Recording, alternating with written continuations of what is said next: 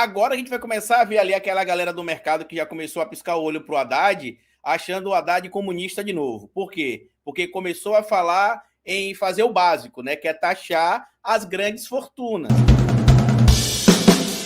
Após a aprovação da primeira parte no Congresso da reforma tributária, o ministro da Fazenda, Fernando Haddad, anunciou que vai apresentar para o Congresso Nacional 2 projetos que miram a taxação dos super ricos que atuam no sistema financeiro, com o intuito aí de aumentar a arrecadação. O Haddad confirmou ontem à noite que vai enviar para o Congresso um projeto de lei que vai tributar fundos exclusivos de investimentos que possuem apenas um cotista e portfólio personalizado.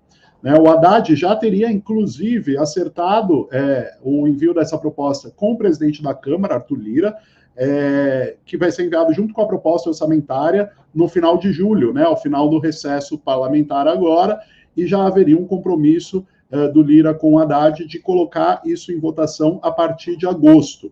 A estimativa do Ministério da Fazenda é que a tributação desses fundos de super ricos possam gerar uma arrecadação que ultrapasse 10 bilhões. Outro fundo que atrai esses super ricos e que pode ser taxado pelo Ministério da Fazenda são aqueles relacionados aos investimentos em offshore, que a gestão ocorre no Brasil e os ativos em si estão no exterior. Isso é uma demanda muito forte aí de boa ala do PT e da esquerda, para uma futura agenda econômica do governo Lula ainda à época das eleições, Carlito? E assim, agora a gente vai começar a ver ali aquela galera do mercado que já começou a piscar o olho pro Haddad, achando o Haddad comunista de novo. Por quê? Porque começou a falar em fazer o básico, que é taxar as grandes fortunas. Para quem está acompanhando aqui, eu vi até uma referência muito boa hoje de manhã que o Leandro Demore deu lá no Desperta ICL, que ele falou que no Brasil, o super rico, o que está ali na divisão de base, não é o cara que acha que porque tem um carro importado, mora em uma região nobre da sociedade. O super rico é o cara que recebe ali 2,5 milhões, 3 milhões por mês, por baixo. É o que o Leandro bem lembrou ali. Então, não é você, meu amigo, que comprou um apartamento parcelado aí no programa Minha Casa Minha Vida, ou que precisa pegar empréstimo, às vezes, para poder cumprir a folha de salário da sua empresa. São pessoas que não contribuem com quase nada no Brasil, porque vivem basicamente de rentismo. Inclusive, eu acredito nesse momento que o Paulo Guedes vai estar muito preocupado com a questão do offshore, porque o Paulo Guedes saiu alguns milhões de dólares mais milionário, quando, na verdade, alguns milhões de reais mais milionário, quando deixou o governo Bolsonaro, porque ele tinha uma quantia em offshore que o dólar estava com valor menor, quando ele colocou esse valor lá fora, e quando ele saiu do governo Bolsonaro, o dólar estava em torno de 3,74 aproximadamente, 3,80, se não me falha a memória, quando o Bolsonaro ganhou a eleição em 2018, e aí agora a gente viu que o Bolsonaro deixou o poder com o dólar a R$5 e um pouquinho, ou seja, o Paulo Guedes quase que dobrou o seu patrimônio, basicamente em dinheiro que está em offshore. E isso é importante a gente discutir, porque a Constituição brasileira, Ivan, já fala sobre isso, se não me engano, no artigo 228, eu não lembro de cabeça agora, mas já fala sobre uma lei para regulamentar a taxação de grandes fortunas. O Haddad não está inventando a roda, ele está basicamente fazendo cumprir a lei, porque a Constituição Federal fala sobre a tributação de grandes fortunas, porém deixa claro que para que se haja essa cobrança, seja necessária a criação de uma lei para que determine como é que essa cobrança será feita. Aí agora a gente vai começar a ver de novo o discurso do Haddad comunista. Legal.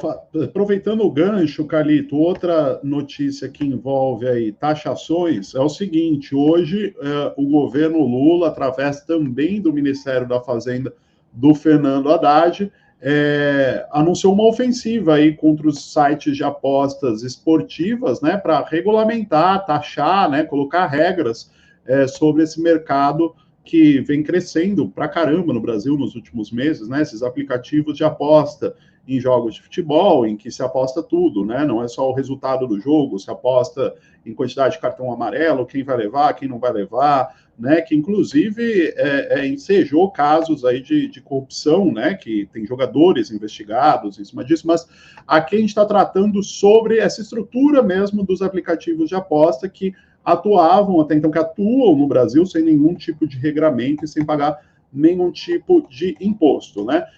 O que o Ministério da Fazenda, o governo Lula pretende fazer é impor uma regulação a esses sites, impor pré-requisitos para que a atividade seja realizada, além de estabelecer, claro, uma taxação e obrigar os sites a fazer campanha de conscientização contra o vício em jogos de azar e apostas. Né? Há várias propostas aí que vão ser colocadas em uma medida provisória anunciada pelo governo Lula. Essa MP vai ser enviada para o Congresso Nacional, né? O objetivo é trazer mais transparência a essas apostas e fazer com que o Estado arrecade com isso também, claro, né? E aí está prevista a criação de uma secretaria dentro do Ministério da Fazenda que vai fazer uma análise de documentos e que vai decidir pela aprovação ou não dessas empresas de aposta. A taxação em si prevê cobrança de 30% dos prêmios do imposto de renda com limite de isenção de 2.112 por CPF. Ou seja, se o cara ir lá e apostar e o valor que ele ganhar ser até 2.112, não tem nenhuma taxação. Acima de 2.112, vai haver 30% de taxação no prêmio. Não vai haver taxação para o ato da aposta, né? O dinheiro que ele paga ali para apostar. A taxação vai ser no prêmio e só acima deste valor aí que eu citei de R$ 2.112. E aí o Ministério da Fazenda está calculando que deve arrecadar até 15 bilhões com essa nova regulamentação e vai haver também taxas para arrecadação dos sites das empresas de aposta, não só com relação aos prêmios, né? Lembrando que a maior parte desses aplicativos, desses sites de aposta, atuam fora do Brasil, ainda que paguem o prêmio em real, né? E que as pessoas apostem em real. Eles atuam fora do Brasil e não pagam imposto aqui. Então, o governo oficializou essa ofensiva e vai mandar MP para o Congresso, Calito. Eu fui fazer a consulta aqui, inclusive, Ivan, só para trazer a informação correta, é o artigo 153, que fala sobre taxação de grandes fortunas. O artigo 153, no inciso 7, fala sobre o governo instituir ali impostos sobre grandes fortunas, mas para isso precisaria ter a lei complementar, que é o que está sendo discutido nesse momento. Nesse caso, especificamente das apostas esportivas no Brasil, e não é só apostas esportivas, talvez a gente precisa até deixar mais amplo, porque não é só esporte, como a gente está percebendo, e aí vai ter um conflito, inclusive, Ivan, porque é o seguinte, como é que o governo vai lidar com a questão, por exemplo, de cassinos? Porque cassino ainda não é legal no Brasil, né? Não é legalizado o cassino no Brasil.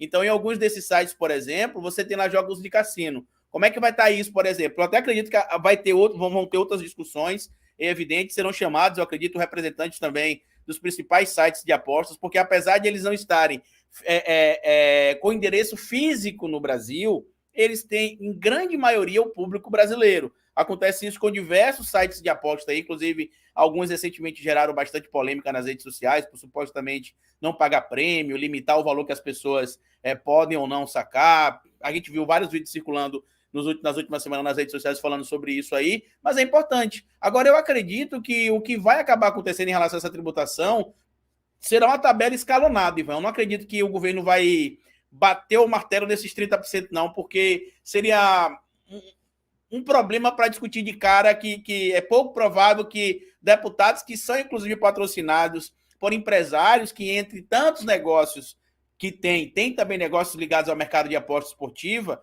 queiram pagar de cara um tributo aí de 30%. Só que eu acho que o Haddad está fazendo corretamente, né? Queira que o prêmio, na verdade, né, pague ali, o premiado pague o tributo de 30%. Só que eu acho que o Haddad jogou esse percentual lá em cima já, justamente para negociar, porque ele sabe que normalmente quando uma proposta vai para discussão no Congresso, ela raramente sai exatamente como ela chegou. Ela raramente passa ali sem algum tipo de alteração. Mas é importante, a gente sabe que existe no Brasil esse tipo de negócio e que, apesar de não ser legal no Brasil, né, como a gente discute, você comentou bem aí, eles operam no Brasil, mas com endereços estrangeiros, porque a internet é global hoje, e o que vai acontecer é basicamente a gente ter uma regularização, até para você que está aí do outro lado vendo aqui, que é consumidor e que às vezes gosta de jogar nesse tipo de sites aí de apostas, né, sejam esportivas ou não, porque caso aconteça algum problema, por exemplo, com essas empresas, eles terão agora de ter um representante legal no Brasil.